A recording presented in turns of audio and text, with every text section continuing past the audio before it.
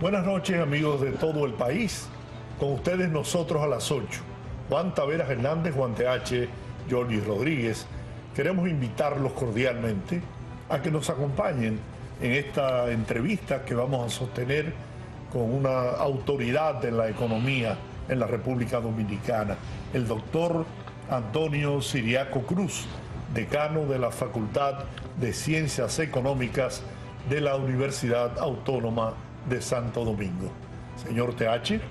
Señor Rodríguez, buenas noches. Mi querido amigo, ¿cómo estás? ¿Cómo está la economía del país? Mira, yo no sé cómo está la del país, la mía no está bien. No, yo pienso que la tuya es igual a la de todo el país. Si la tuya está bien, obviamente que las cosas están bien. Pero lo que te quiero decir, y quiero comenzar con lo siguiente, yo creo que el gobierno ha tomado una serie de medidas que nosotros incluso lo habíamos recomendado. Por ejemplo, este año la economía dominicana se había pronosticado una meta de un 4%. Viendo el entorno internacional, en un momento determinado, nosotros propusimos un recorte de esa meta de crecimiento. ¿Por qué? Porque yo creo que si la economía dominicana crece un 3%, como yo creo que puede crecer, está creciendo casi 2 veces y medio el crecimiento de América Latina. 3.7, dice el Banco Central. Era 4.2 y se recortó a 3.5. Y América Latina va a crecer alrededor de 1.7, 1.8. Entonces, pero también cuando tú ves que otras economías, es más, las principales economías del mundo, todas recortaron su tasa de crecimiento. China, que pensaba crecer un 5.5, lo recortó a un 3. Estados Unidos va a crecer 1.8. De manera que hay todo un proceso de una desaceleración. Eso no significa que el mundo esté en crisis. Lo que está ocurriendo es que hay una especie de recomposición del orden económico mundial. Y eso genera situaciones de compás de espera. Y de compás de espera y también ralentiza todo el proceso de inversión. Ahora, la República Dominicana tiene un elemento importante y especial.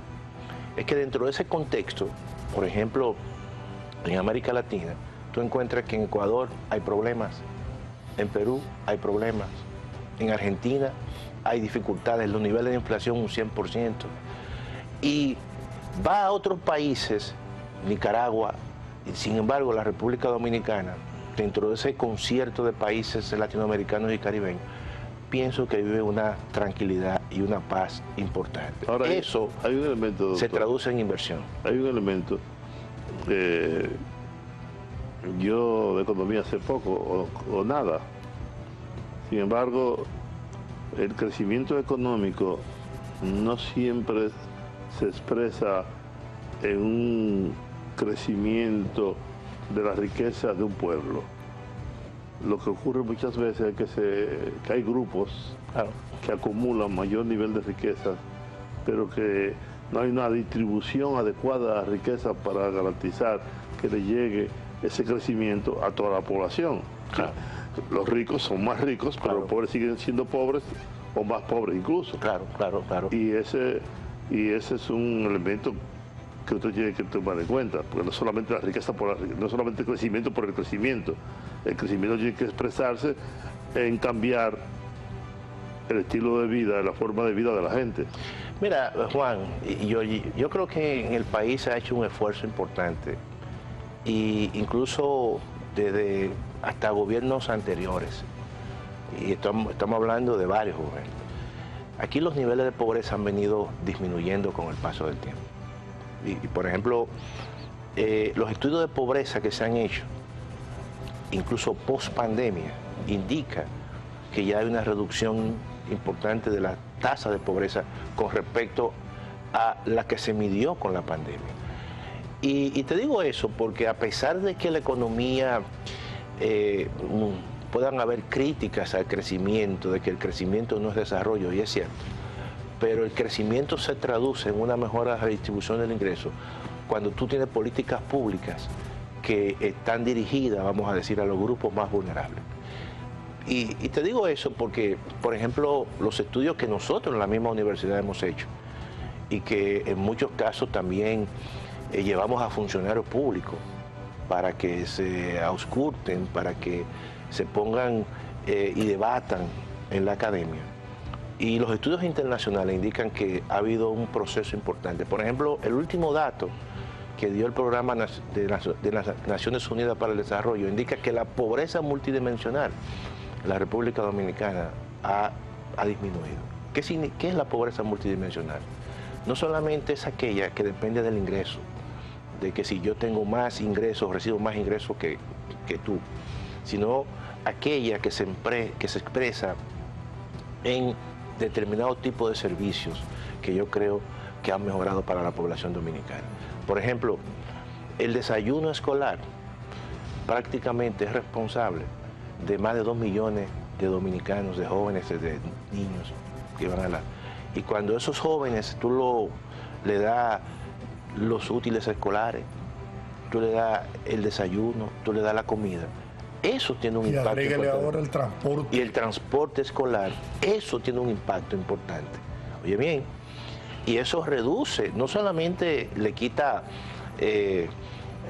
va dirigido a una persona, tú lo tienes que ver en términos de familias. Y eso se ha conseguido en la República Dominicana. Y eso, evidentemente, cuando tú le das los útiles escolares, eso son las políticas públicas que combinan el crecimiento de la economía con una mejor redistribución del ingreso.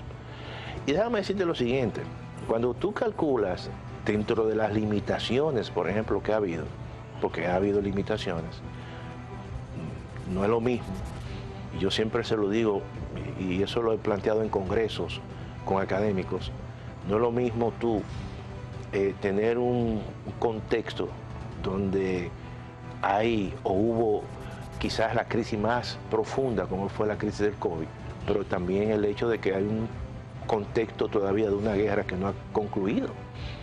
Y esos son elementos que no ocurren de manera frecuente. Le tocó, pero tú no puedes sencillamente quedarte con los brazos abiertos o cerrados. Sin embargo, te sigue siendo el continente de mayor desigualdad en el mundo. Bueno, porque países, por ejemplo, como Brasil, que tienen un peso muy grande en la región, países como México, que tienen un peso muy fuerte en la región, incluso el mismo Chile, Argentina. Sin embargo, en México la pobreza ha disminuido. Pero incluso también la desigualdad en México, en el último informe que hubo, pero todavía Brasil y todavía Chile siguen siendo países con un alto nivel de pobreza.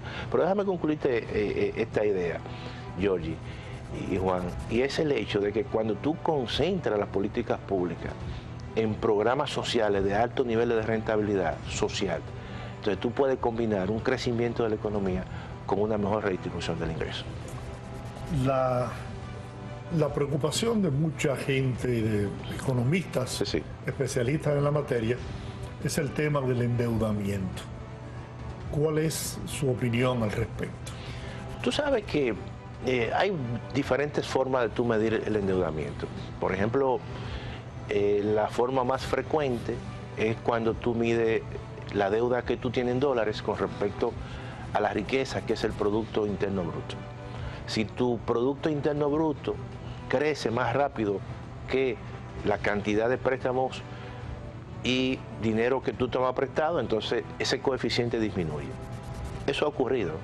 Eso evidentemente, cuando tú analizas el porcentaje de la deuda con respecto al PIB del año 2020, en plena pandemia, llegó a estar en 74%, es decir, que de la riqueza dominicana se debía 74%. Eso ahora mismo, con todos los ajustes que se han hecho, representa alrededor de un 59%, 58-59%. Y estamos hablando de todo, de la deuda consolidada, no solamente la del gobierno central, sino también la del Banco Central. Por lo tanto, ha habido un proceso de disminución. Aunque la deuda absoluta se ha incrementado, pero también tú tienes que verlo eso en términos de la riqueza que se ha generado en el país. Recientemente, prácticamente en esta semana, en el día de ayer, se ha anunciado que el gobierno ha hecho un proceso de manejo de pasivos que no es más que una recompra de una deuda que se vencía. Mira, y quiero explicar esto. ¿Qué significa eso? Por ejemplo, en el presupuesto complementario, el gobierno presenta que dentro de los manejos de pasivos, que no es más que tú recomprar tu propia deuda cuando se vence, y tú dices, bueno, se me vence una deuda, yo negocio con los tenedores de deuda, ¿y qué yo le pido a cambio? Yo le digo, mira, yo te voy a pagar un poquito más, pero tú me extiendes el plazo de pago de intereses, es decir, la maduración, y eso significa que tú te estás ahorrando pago de intereses. Desde el principio de año el gobierno hizo arreglos de pasivos y se ahorró 37 mil millones de pesos, lo cual se incorporó en el presupuesto complementario o reformulado. Ahora hizo otra administración de pasivos y recompró deuda por alrededor de 40 mil millones de pesos. Para eso emitió un bono de 1.200 millones de dólares, 71 mil millones de pesos, y con ese dinero pagó esa deuda que se vencía ahora, se reenganchó, pero a cambio de eso alargó el periodo de maduración de esa deuda, es decir, del pago de intereses, y se está ahorrando también un monto parecido. ¿Qué significa eso? Que el peso que tenía esa deuda en dólares disminuyó prácticamente 2 o 3 puntos porcentuales. ¿Y por qué el gobierno hizo eso? Bueno, porque como hay un cambio de tendencia en el tipo de cambio y el peso de la deuda está en dólares, entonces tú estás disminuyendo el riesgo cambiario. Tú estás cambiando precisamente y estás disminuyendo el monto de tu deuda en dólares, evitando cualquier situación que ocurra con el incremento del tipo de cambio o de la tasa del dólar. Eso son gestiones de pasivo, administración de pasivo, lo cual eso ha disminuido el peso de la deuda, lo cual también eso ha disminuido el riesgo cambiario que se pueda evitar. Yo quiero preguntarte, ¿qué es el presupuesto complementario en términos concretos económicos? Si aprobamos una ley de presupuesto todos los años y después entonces venimos con un suplemento complementario, ¿qué es eso? ¿Con qué se come eso? Sí. Pero mire, esa respuesta a la pregunta de Juan la vamos a obtener de usted luego de la pausa. Así es.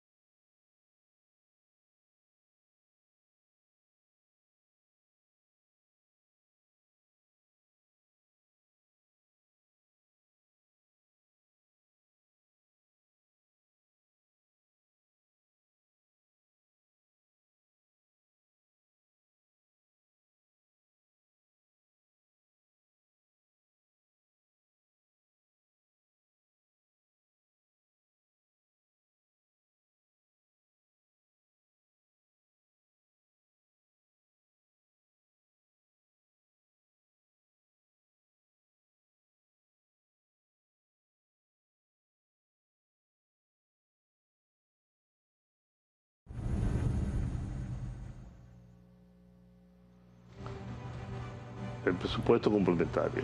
Mira, Juan, cuando uno lee la ley 423-06, que es una ley orgánica del presupuesto nacional, la ley de presupuesto, el concepto complementario no existe. Eso fue algo que se incorporó en un momento determinado como un complemento. Lo que existe es, y el concepto es reformulación del presupuesto. Y lo correcto es decir un presupuesto reformulado en términos de lo que plantea la ley. Ahora, ¿por qué se dan esas reformulaciones? Exactamente, eso quería preguntar. Sí, ¿Por qué tenemos que llegar a ese punto cuando faltan 3 meses para concluir el año? Lo que ocurre es lo siguiente. Por ejemplo, el Las gobierno... estimaciones que se hicieron en principio no fueron correctas. Bueno, lo que pasa es una que... crisis que pensamos que iba a recaudar. Por ejemplo, mira, las estimaciones que se hicieron en la Dirección General de Impuestos Internos, las originales, evidentemente que por eficiencia, por la ley de amnistía, que no estaba escrita, las recaudaciones fueron mucho más las ejecutadas que las programadas. Entonces tú tienes un excedente. Ese excedente tú tienes, que no estaba proyectado, pero tú tienes luego que repartirlo. En segundo lugar, hay ministerios, por ejemplo, como el caso del ministerio, un ejemplo muy... de educación. No, vamos a decir, turismo.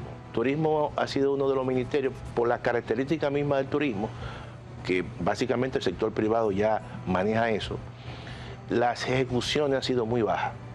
Entonces, presupuestaria. Entonces, le asignan una partida, no la ejecuta en su totalidad, entonces tú dices, bueno, vamos a reformular esto, porque no va a alcanzar la meta establecida. Entonces tú para hacerlo más gráfico y que la gente lo pueda entender, y yo también. Claro. Es decir, le asignamos al Ministerio de Turismo, para seguir con ese ejemplo, 4.000 millones. 4.000 millones, pero además ha gastado 3.000. Menos, incluso el 22%. Entonces, ya ese dinero no lo va a gastar, ya no va a cumplir, ya en lo que resta prácticamente. Entonces, ¿qué tú dices? Hay otras instituciones que la necesitan, pero tú no puedes legalmente, porque eso está prohibido en la ley, hacer cambio de partida. Esa es otra cosa también, el gobierno claro. Aquí estuvo claro. El amigo de Giorgi, hermano de Giorgi, Rijo. José Rijo, y dice que en el gobierno actual cumple rigurosamente con la ley de presupuesto. Y eso te iba a decir, entonces, él ha sido muy estricto. Le da legitimidad. Claro, entonces la única manera que tú tienes de tú decirle, mira, esa apropiación que tú tienes ahí, que tú no la vas a utilizar, la va a utilizar, por ejemplo, el Ministerio de Obra Pública. Entonces, yo no le puedo hacer esa transferencia si no es a partir de un presupuesto reformulado y llevar eso al Congreso, y entonces ya tú ajustas esas partidas en función al Banco Agrícola de la legalidad. Porque si fuese lo contrario, entonces fuese un relajo el presupuesto. Entonces, no, pero eso es así en el pasado. Entonces, claro, entonces todo eso tú tienes que darle un viso de legalidad y de cumplimiento, obviamente, de una ley que es orgánica, que luego entonces en cualquier momento pueden hasta traer consecuencias de carácter Han jurídico. seguido produciéndose cambios en cuanto a la política monetaria. Sí. La Junta Monetaria ha disminuido las tasas de interés, ¿verdad? Claro. ¿En qué influye eso para la activación de la economía? Y también me gustaría analizar el tema y si es correcto eso. De la disminución de la inflación, que se ha colocado en 4.27 en este momento. Tú sabes que hubo un informe interesante del mismo Fondo Monetario Internacional donde dijo que muchos países, básicamente latinoamericanos, se habían anticipado. Cuando los niveles de inflación estaban altos, ellos comenzaron con una política muy rápida de aumento de tasas. Eso claramente trajo tuvo un costo, que fue la disminución del crecimiento. Pero el beneficio fue que la inflación bajó muy rápido y sus niveles de convergencia hacia la meta fueron muy rápidos. A partir de ahí, entonces, el Banco Central, como ya tiene controlada la inflación, entonces tiene una holgura para comenzar a bajar, y eso ya lo ha hecho, su tasa de política monetaria, que es correcto. ¿Por qué? Porque ya el objetivo del Banco Central no es la inflación. La inflación está en su meta. El objetivo del Banco Central es establecer políticas monetarias flexibles que induzcan a una disminución en las tasas de interés y que esas tasas de interés abaraten el dinero y que la gente vaya a usar prestado para proyectos, para consumo. Y por eso es que esta política ahora, en estos próximos 5 meses, va a impulsar aún más la actividad económica, impulsando la inversión privada, impulsando el consumo privado. Ahora, en ese sentido, Y eso es correcto. yo tengo una pregunta que no tiene, probablemente no tenga nada que ver con eso. Sí. Y es, ¿cómo impacta el cierre de la frontera del mercado en la economía, no solamente de la zona? Porque hay quienes dicen que el país no resiste mantener la frontera cerrada mucho tiempo. Ni lo resistimos nosotros los comerciantes, sobre todo, Sí, sí. ni los haitianos que se suplen de allí. Mira, Juan y Giorgi, eso es una medida donde el resultado es perder, perder. Y Haití evidentemente va A perder más. va a perder más, Claro. ¿verdad? Porque aumenta la inseguridad alimentaria. ¿De dónde los haitianos compran los alimentos? De la República Dominicana, ¿verdad? Aumenta el desempleo. Haití tiene un desempleo de alrededor de casi un 65% Wow. y una tasa de informalidad de un 80%. Entonces, y los niveles de pobreza rondan el 60%. Sin inseguridad. Y la inseguridad ciudadana. Entonces, evidentemente que por las asimetrías ellos van a llevar la peor parte. Claro, la República Dominicana, hay un comercio que ronda, un intercambio comercial que ronda casi los $1.000 millones. Haití es el segundo mercado de exportación de la República Dominicana. Así es. Pero además, el único de los pocos países que la República Dominicana tiene un intercambio comercial favorable con Haití. Entonces, ahí hay productores, básicamente avícolas, que se van a ver afectados. ¿Por qué? Bueno, porque la gran producción de pollo se vende en Haití. Y productores básicamente de origen agroindustrial que también colocan sus productos en Haití. Y aquellas zonas francas que utilizan, básicamente están en la frontera. Ahora, eso es por una parte, pero también el sector agropecuario, por ejemplo, en términos de la mano de obra migrante. Quieras o no, tanto el sector agropecuario como el sector construcción dependen de mano de obra de origen haitiano. Muchas veces esa mano de obra que cruza y con tanta facilidad la frontera, entonces eso puede generar en un momento determinado, si se prolonga esta situación, puede generar dificultades en ese sector. Pero obviamente que Haití se lleva la peor parte. Tenemos que hacer otra pausa, no? doctor, con su permiso. Regresamos en breve.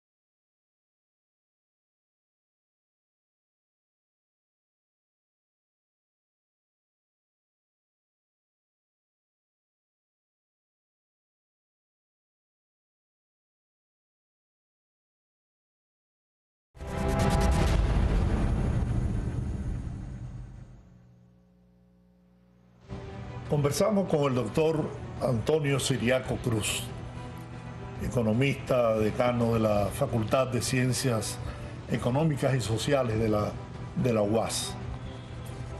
¿Qué importancia tiene en este momento el incremento en la inversión pública del gobierno? Giorgi, yo había escrito un artículo hace unos 15, 20 días, donde yo decía que la política monetaria necesitaba un refuerzo. Y ese refuerzo que necesitaba era, obviamente, la inversión pública. Cuando tú analizas la ejecución del presupuesto, que hay informaciones toda la semana, ya la inversión pública ronda alrededor de casi el 11.5% de todo el gasto que el gobierno está realizando. Y eso es una buena noticia, porque no es el 5% que básicamente hubo en los primeros trimestres del año pasado. O sea, la economía dominicana necesita en estos próximos 5 meses una inversión pública activa, más gasto del gobierno, y yo creo, y gasto de capital, porque el gasto de capital y la inversión pública es aquella que te aumenta la capacidad productiva, te genera empleos, que te vinculan incluso y te encadena con el sector privado. Yo pienso que la economía dominicana en ese sentido y el gobierno ha hecho conciencia. Y pienso que si la incrementara mucho más sería lo ideal, pero yo creo que con un 11.5% este año la economía dominicana y en lo que resta del año la actividad económica. ¿En qué nivel está presupuestada? Creo que es más de un 13.5%. 13.5%, pero hay que añadir lo siguiente, que en el presupuesto reformulado el gobierno posiblemente lleve la inversión pública a 2.8 del Producto Interno Bruto. Y para eso, en el presupuesto formulado, incrementó la inversión privada hasta 193.000 millones de pesos para lo que resta del año, lo cual, si logra esa meta, evidentemente que está impulsando realmente gran parte del crecimiento. Y las remesas ya otro año ya han crecido también. Las remesas terminaron, bueno, el último dato que presentó el Banco Central crecieron por encima llegaron casi al 4%, es decir, que este año lo que se vislumbra es que las remesas sobrepasen los 10.000 millones de dólares. O sea, fíjate lo interesante de ese dato y de ese tema. La República Dominicana, dentro de esta situación que está viviendo el mundo, posiblemente este año reciba ingresos por dólares en la vecindad de los 39.000 millones o 40.000 millones. ¿Tú sabes lo que es eso? Aquí no hay problema de dólares en el país. O sea, ¿y por qué entonces la tasa de cambio se está incrementando? Lo que ocurre es lo siguiente, porque como el Banco Central ha flexibilizado su tasa de política monetaria y eso impulsa la inversión, y cuando se impulsa la inversión se importa más, claramente que eso tiene un efecto en el mercado cambiario. Pero el efecto no es...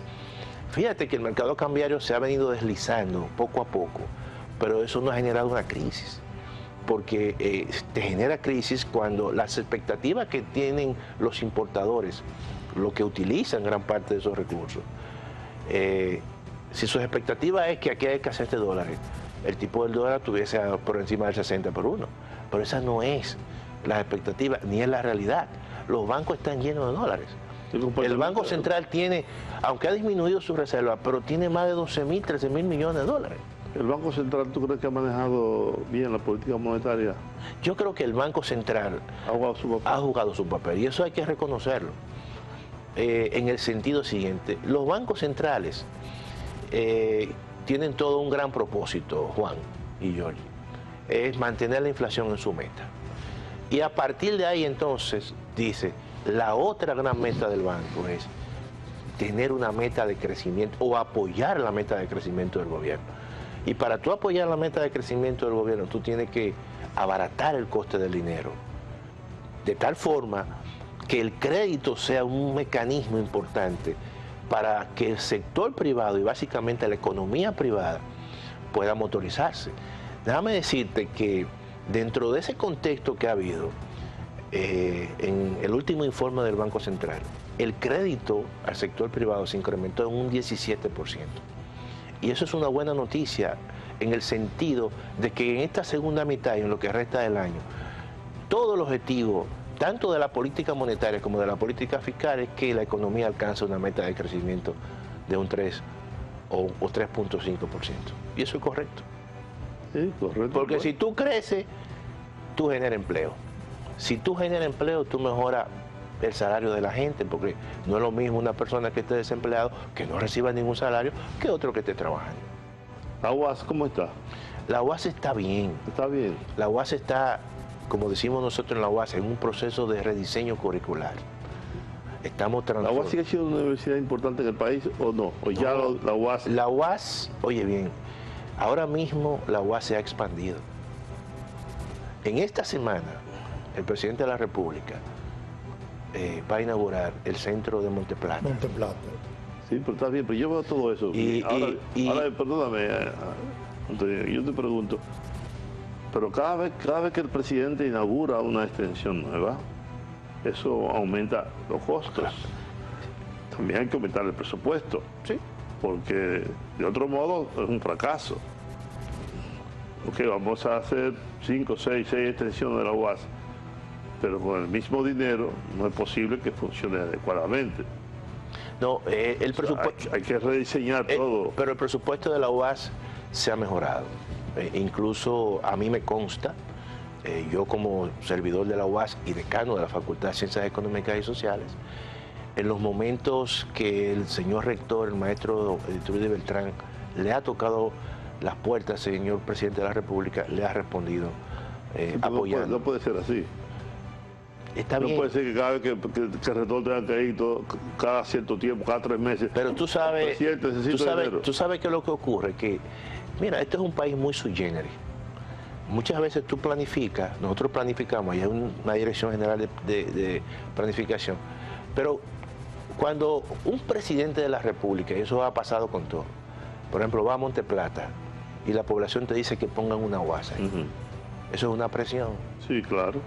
O cuando va a Pedernales y digan que le pongan una UAS ahí. ¿Tú crees que ni el mismo presidente tiene eso en el presupuesto nacional?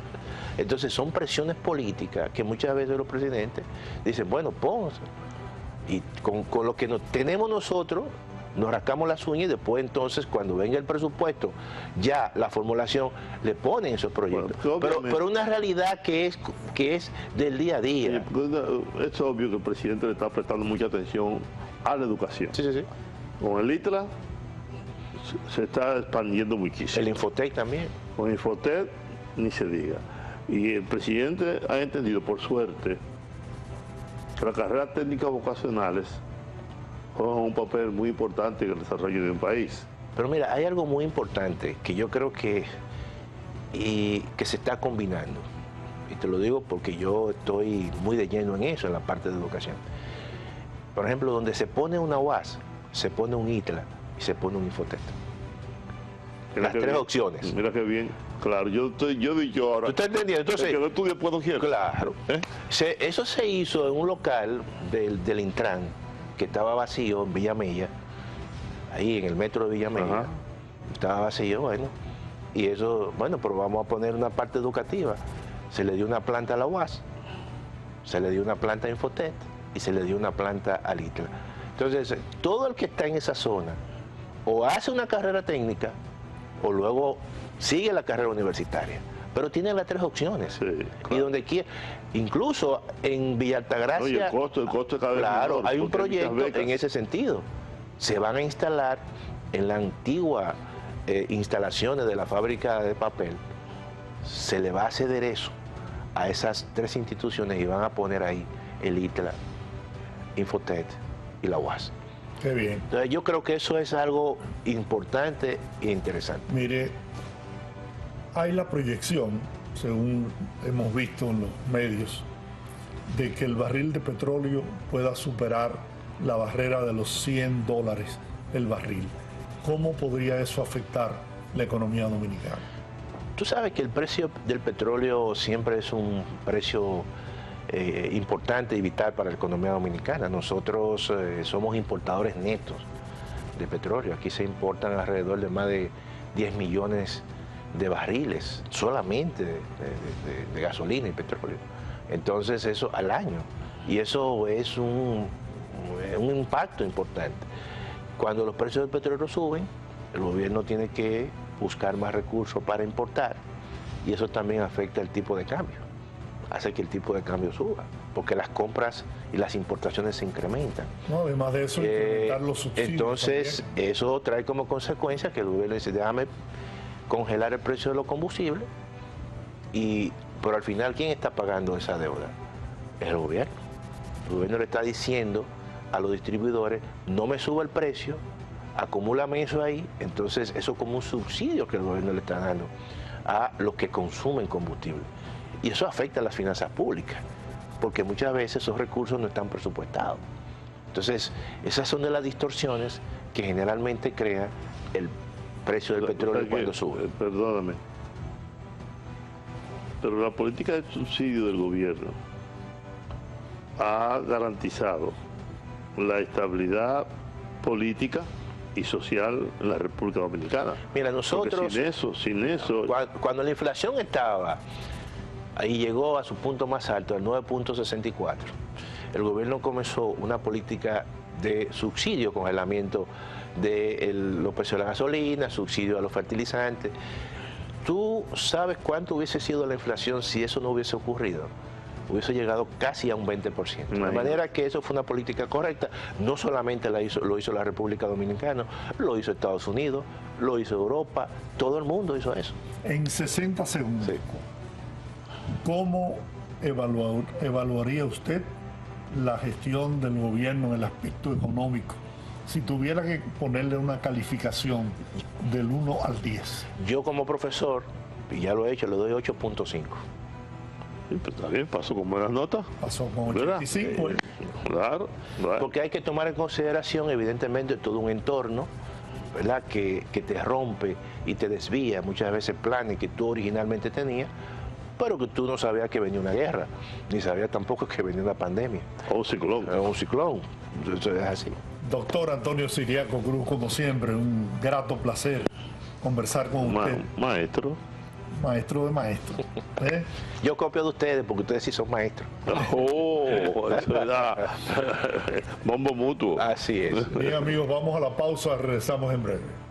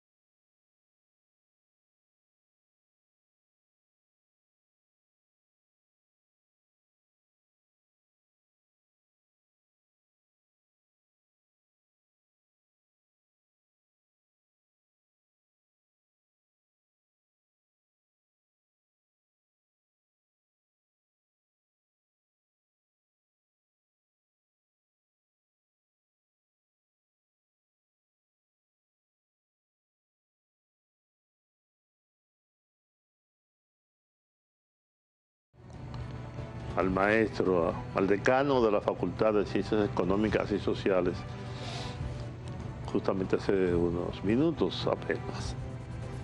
Lo que le está diciendo, debo prestarle mucha atención.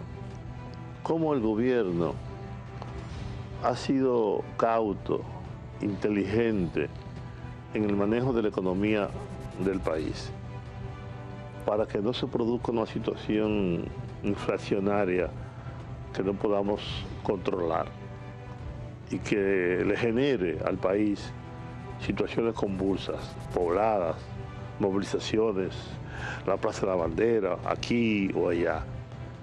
No, el gobierno ha manejado las cosas con mucho tacto.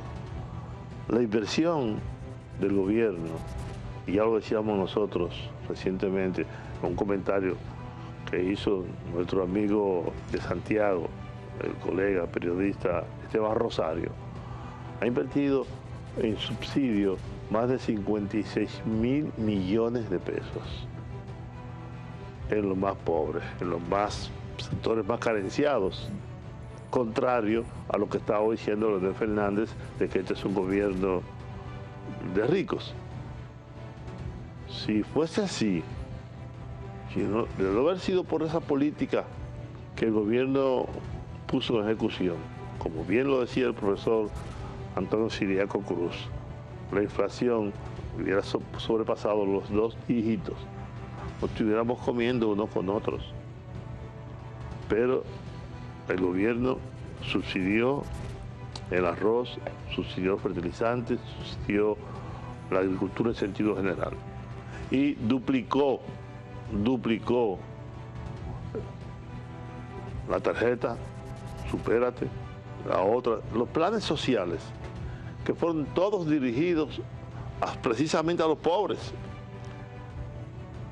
Precisamente. No solo que duplicó el monto de la tarjeta, sino también a los beneficiados. Claro, la tarjeta, claro, al doble. El bono gas, el bono luz, todo. aquello, lo otro, todo eso para garantizar la estabilidad política y económica del país. La paz social. La paz social. De no haber sido por eso, mis amigos, este país estuviera mal, muy mal. Sin embargo, cuando vemos el contexto internacional, y ya lo decía el profesor, la pregunta que tú le hiciste es muy válida. Deme una calificación de 1 al 10. Y él dice 8.5. Yo quisiera saber qué puede decir al respecto Leonel Fernández, Danilo Medina, o ¿cómo se llama? El de Santiago, ¿cómo que ustedes le dicen? Martínez. No, pero tiene un sobrenombre ahora. Le dicen el Penco 2. El Penco 2, ¿no? ¿Qué podría decir al respecto? Porque esa es la realidad. Más allá de lo que pueda decir un dirigente político, que yo lo entiendo perfectamente. Porque un líder de la oposición no puede ir a un medio de comunicación a decir que eso que dijo el profesor. A reconocer las ¿verdad? cosas buenas del gobierno. Porque aquí estuvo eso que estaba diciendo Antonio. Se pasó la entrevista entera elogiando las políticas económicas que ha implementado el gobierno y el Banco que Central. Han sido acertadas. ¿Verdad? Los resultados están ahí. Y reconocido por organismos internacionales. Correcto. De mucho prestigio, como el Banco Mundial, el Fondo Monetario Internacional, el Banco Interamericano de Desarrollo. Es decir, no es que lo diga el gobierno, no es que lo diga el gobernador del Banco Central, o que lo diga el Banco de Reservas, ¿no? Es que lo está diciendo el mundo. Como el mundo reconoció el éxito alcanzado por el gobierno durante la pandemia. Y aún a pesar de la guerra y a pesar de que los precios de los combustibles se han disparado, igual que los commodities, que los fletes, etcétera, sin embargo la estabilidad macroeconómica se ha mantenido y la paz social. Además de eso, hay que concluir en que el gobierno de Luis Abinader ha propiciado el apoyo y el desarrollo y el progreso de la gente pobre del país, contrario a los que le atribuyen ser el gobierno de los ricos, que lo único que hicieron fue auspiciar a que muchos pobres, que como decía el refrán popular, llegaron en chancleta y salieron en jipeta, tengan fortunas que hoy no pueden justificar. Sí, esa es la pura verdad. Hermano, ¿terminamos por hoy? Por hoy ¿Qué terminamos. le parece? Seguro. Despida pues. Así que nos encontramos en otra entrega de Nosotros a las 8.